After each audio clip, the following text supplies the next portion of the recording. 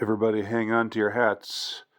My trilogy on fame, which I thought was concluded yesterday with the video that I posted yesterday on Evan and Jaron and how I knew them, sort of knew them, uh, several years before they were famous when they were Durable Fig Leaf playing playing shows at open mic nights in Atlanta at various clubs like the Red Light Cafe and gosh, I can't remember any of the other names of the places right now. Dottie's, that was another place. I don't know if they're still up or not. I have no idea. But anyway, uh, I thought that the story was over, but it's not over because after I posted yesterday about Evan and Jaron, I thought I would look into them and see, what they were up to these days, if they were up to anything, or if they had uh, just dropped off the map and ceased to be famous at all. And boy, I was not prepared for what I found out, and this puts a whole different light on things. Remember, I was talking yesterday about how uh, my suspicion is that most people who become famous are chosen, that it's not an issue of being in the right place at the right time, that it's not an issue of just working hard and having talent and being determined and then just showing up for an audition and knocking their socks off and getting your big break and all of that. The things that we think it is. This is likely not what fame is all about. Likely there's something much deeper and much darker and much more preordained to it all. That's my suspicion anyway. So, and that's with an asterisk that it's I'm speaking from a point of ignorance in that I don't know. I haven't experienced it myself, and I don't know anybody well who has experienced it. So I can't really say for sure, but that's just what I suspect at this point. So I thought I knew about Evan and Jaron, and I thought I knew that their story was it sort of ended in the year 2000. I thought it was a little bit earlier, but it turned out to be 2000 when they had their one hit, "Crazy for This Girl." But here's what I found out is happening now with half of Evan and Jaron. So this is from the Jewish Chronicle. I forgot to tell y'all, Evan and Jaron are identical twins, and they're Orthodox Jews. And that's sort of adds a different wrinkle to everything. So Evan Lowenstein went from pop star to brains behind Spacey's rehabilitation. And look, there he is. There's Evan, of Evan and Jaron. And who's that guy? We all know that guy, don't we? Kevin Spacey and Evan Lowenstein at the Wimbledon final in 2016. And our article was written in July of 2023, so this is pretty recent stuff. Okay, so after being found not guilty, get rid of that. After being found not guilty of 4 counts of sexual assault yesterday, Kevin Spacey sobbed his way through an emotional series of thank yous. He saved a special thank you, though, to his manager and best friend, Evan Lowenstein. He wasn't the only one to thank the failed pop star turned manager. Boy, that's a little harsh. Jewish Chronicle. Failed pop star. Gosh. Outside the courtyard, as jurors were waiting for Spacey to emerge, one told Lowenstein, "Well done." Many believe the manager and friend of the actor was the one calling the shots in the trial and the brain behind the operation to rehabilitate the disgraced star. I'm laughing because I know the way that a lot of y'all are going to respond to this story. Anyway, Evan Lowenstein 49. This was, okay, so he's a little bit younger than me, 3 years younger than me. Grew up in an Orthodox Jewish family in Tucker, Georgia. That's also where I grew up. I grew up in Tucker, Georgia. Yes, that was my address, Tucker, Georgia. 3084, just outside of Atlanta. Of Russian, Ukrainian, and Romanian Jewish descent, he attended Yeshiva High School with his twin brother, with whom he later formed a band. And there they are, Evan and Jaron, at the height of their glory. The duo, Evan and Jaron. Before that, they were Durable Fig Leaf, but that's not said in this article. But I know it because I'm an insider. Who was close personal friends with those two guys before they raced up the charts to fame and stardom at least one time. Self-proclaimed one-hit wonders, enjoying a brief flirtation with fame in 2000 with their single "Crazy for This Girl." All right, so Lowenstein got the job with Spacey after the actor fired his previous manager in 2016. This is where it gets really weird. Just before allegations against him surfaced in 2017. He got the job, according to a former associate, because he's good-looking and charismatic. Lowenstein then reportedly removed all of Spacey's team. Imagine that. Like, what are they? There's a word for that, right? Chutzpah.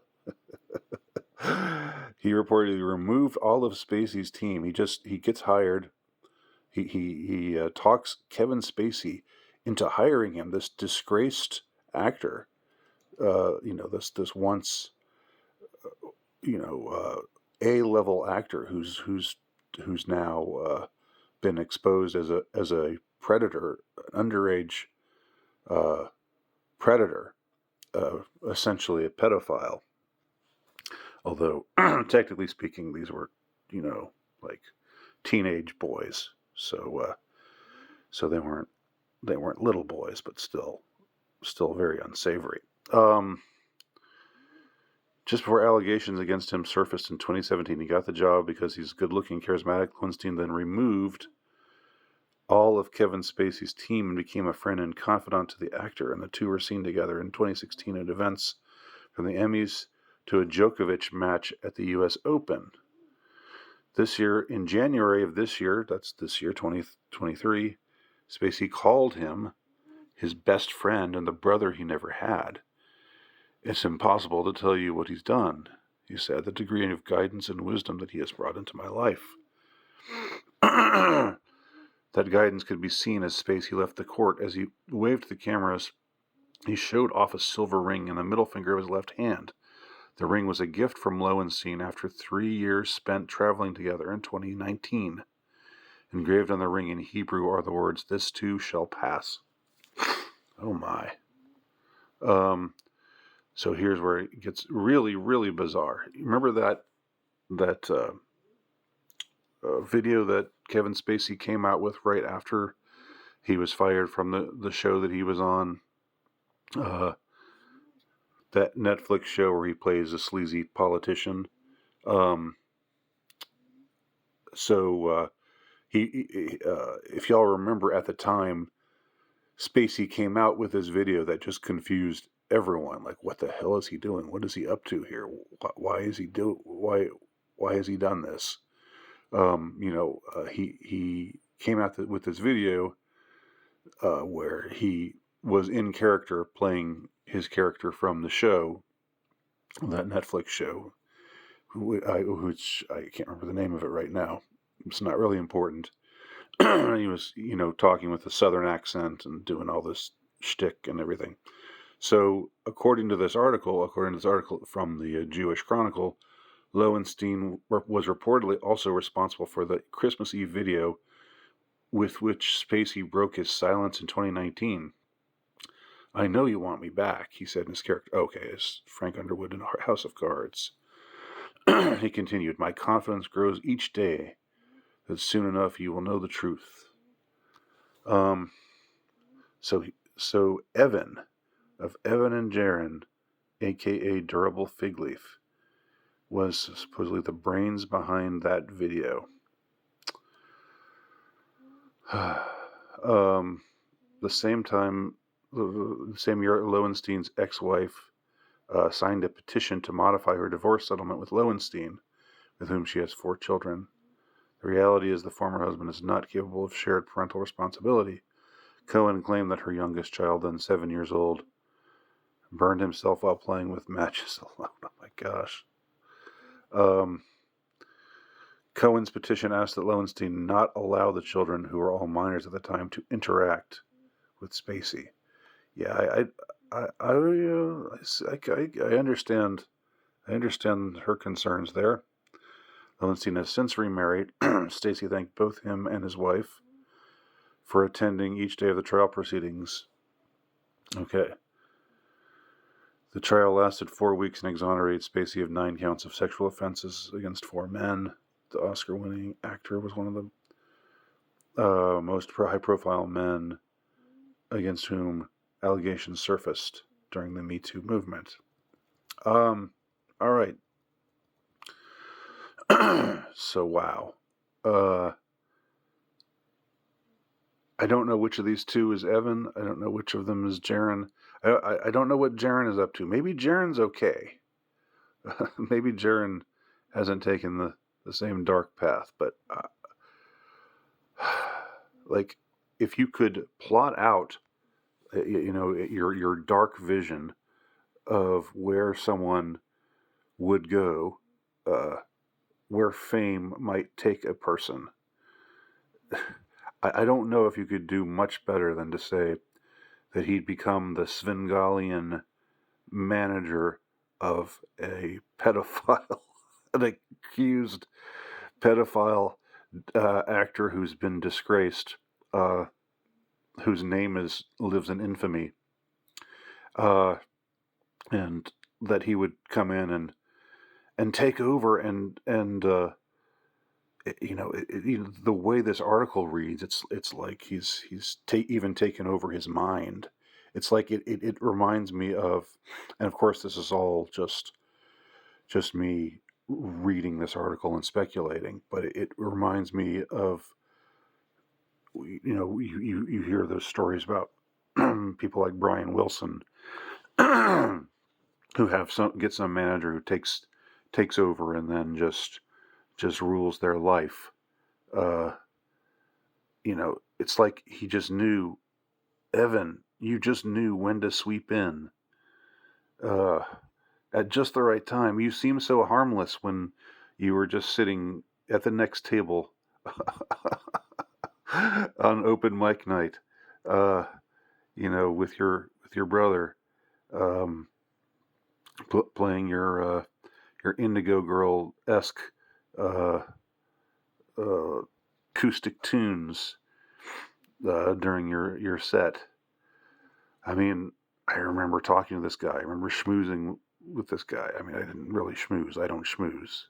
But, just sort of bantering with him and his brother, and, asking them about their songs, and they were asking us about our songs, and phew. And now this is what he's become. I mean, I don't know. This just puts this just puts a different cast on everything related to fame, fortune,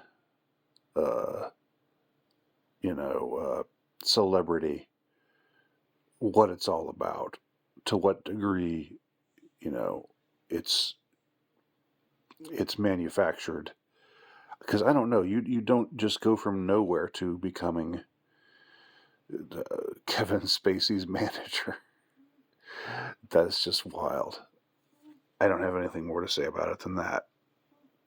Thanks for watching.